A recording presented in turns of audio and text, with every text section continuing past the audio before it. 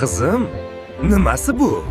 Kimsan? Marko Berritonning qizi kollejga shunday kiyinib boradimi? Birinchi kundan hamma menga boyligim uchun xushomad qilishini xohlamayman. Bu nimasi? Velosipedda ketmoqchimisan? Kollej ancha uzoq. Qo'riqchilar o'zlari eltib qo'yadi. Nima qilasan o'zingni qiynab? Yo'q dadajon, boshqalardan ajralib turishni xohlamayman. Keyin menga hamma soxta munosabatda bo'ladi. Seni oldin ko'rmaganman, yangi kelgansan shekilli. Bu kollejda xohlagan ishimni qilaman deb xomtama bo'lma. Voy! Uni qara. Mashhur biznesmen Marko Berritonning qizi keladi deyishgandi. Bu o'sha shekilli. Qara, yur, gaplashamiz.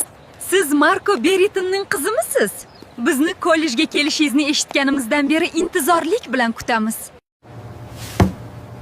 Tanishinglar, bu bizning yangi o'quvchimiz. U mashhur biznesmen Marko Berritonning qizi.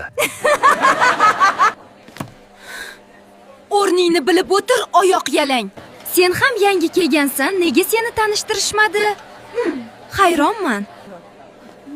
Darsda rosa asabimni buzding. Qara, bu seni avloddan avlodga o'tadigan taqinchog'ing-ku? O'g'irlab olibdimi? Bu o'zimniki. Buvim sovg'a qilgan.